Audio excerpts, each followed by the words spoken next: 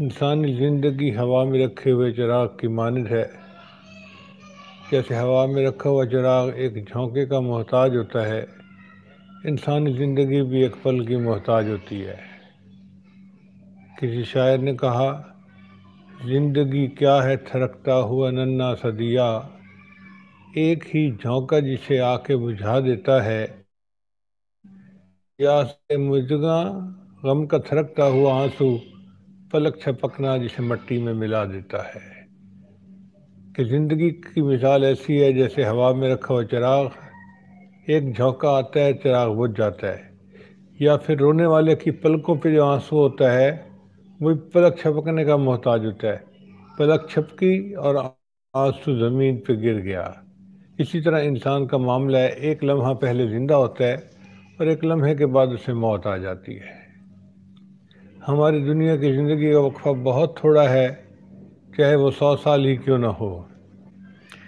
زندگی انسان کی ہے مانند مرغ بے نوا، شاخ پر کچھ دیر بیٹھا چہچہایا اڑ گیا۔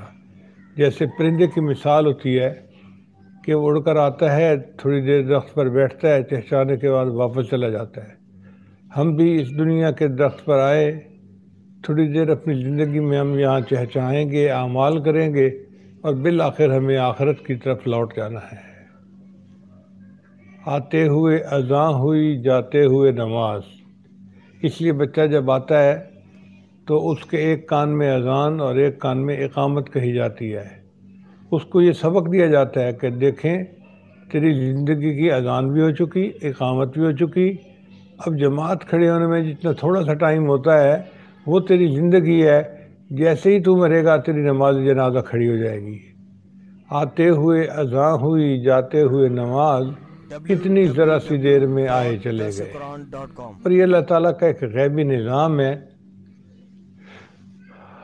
بناتے ہیں اللہ تعالیٰ سارے زندگی معاملات کو۔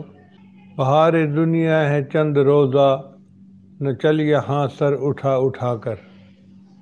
بہار دنیا ہے چند روزہ، نہ چل یہاں سر اٹھا اٹھا کر، خدا نے خود ہی مٹا دیے ہیں ہزاروں نقشے بنا بنا کر۔ اللہ تعالیٰ نقشے بناتا ہے اور پھر خود ہی بگاڑ دیتا ہے، کیونکہ بندے کو بالآخر اپنی اصل منزل کی طرف لوٹنا ہے جو موت ہے۔ موت اٹل ہے، ایک دن انسان کو آ کے رہنی ہے۔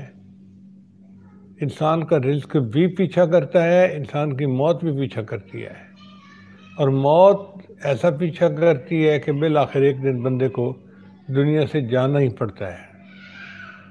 اللہ تعالیٰ اپنے محبوب صلی اللہ علیہ وسلم کو فرماتے ہیں کہ اے میرے حبیب صلی اللہ علیہ وسلم، وما جعلنا لرجل من قبلک الخلد، ہم نے آپ سے پہلے بھی دنیا میں کوئی مرد ایسا نہیں بنایا کہ جو ہمیشہ رہے۔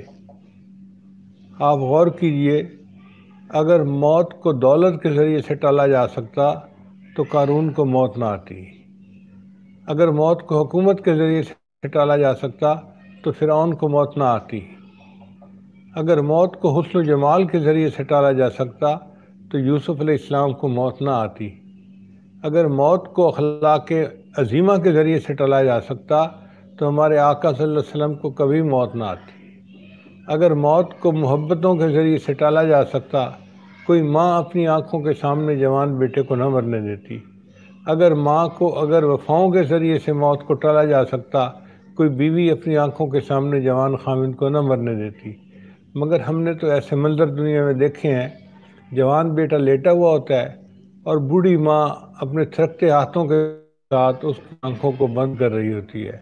اس ماں نے کبھی سوچا بھی نہ تھا کہ میری زندگی میں ایسا وقت آئے گا کہ میں خود اپنے بیٹے کی آنکھیں بند کروں گی، مگر اللہ کا یہ بنایا ہوا نظام ایسا ہے کہ انسان کو اس کے سامنے سر تسلیم خم کرنے کے سوا چارہ نہیں۔ اس کا ایک ہی طریقہ ہے کہ انسان اپنی موت کے لیے تیار رہے۔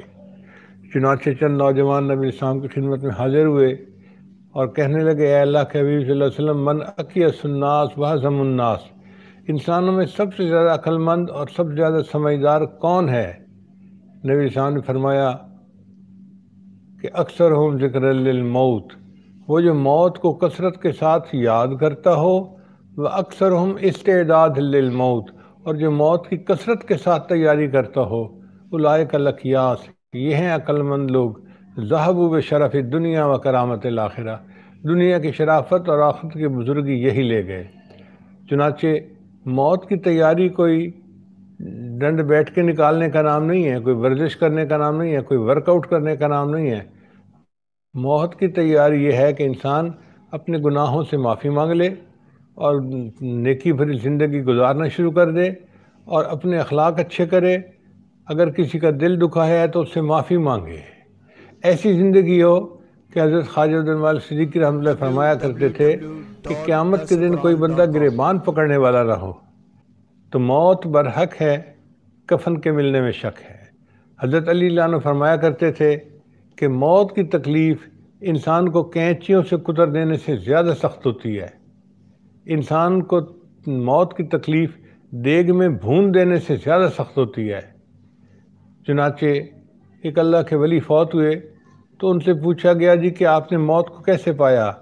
کہنے لگے ایسے لگتا تھا جیسے زندہ بکری ہے جس کی کھال اتاری جا رہی ہے۔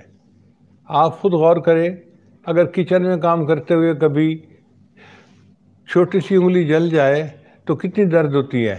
یہ درد کیوں ہوتی ہے؟ کہ جو جسم کے سیل جلے ان میں سے روح باقی جسم کے اندر سمٹ گئی۔ اگر تھوڑے سے حصے سے روح سمٹ جائے تو اتنی تکلیف ہے، جب پورے جسم سے روح سمٹے گی تو پھر کیا حال ہوگا۔ ہاں، ایک طریقہ ہے ان تکالیف سے بچنے کا، اور وہ طریقہ ہے کہ انسان گناہوں سے بچ کے زندگی گزارے، نیکی کی زندگی گزارے، دین کی خدمت والی زندگی گزارے۔ چنانچہ حدیث مبارکہ میں آتا ہے کہ جب کسی مومن کی موت آتی ہے تو ملک الموت اپنے ساتھ فرشتوں کی ایک جماعت کو لے کر آتے ہیں اور جنت کا ایک رومال لے کر آتے ہیں اور وہ اس کے سینے پر رکھ دیتے ہیں۔ یہ انستھیزیا ہے جو جنت کا انستھیزیا اس بندے کو مل رہا ہے تاکہ اس کو تکلیف ہی نہ ہو آپریشن ہونے کی، اور پھر اس کی روح کو نکالتے ہیں اس طرح کہ جس طرح جسم مکھن میں سے بال نکال لیا جاتا ہے۔ ایسے اللہ والوں کو موت کی تکلیف نہیں محسوس ہوتی، اللہ والوں کو موت کے وقت یوں لذت ملتی ہے۔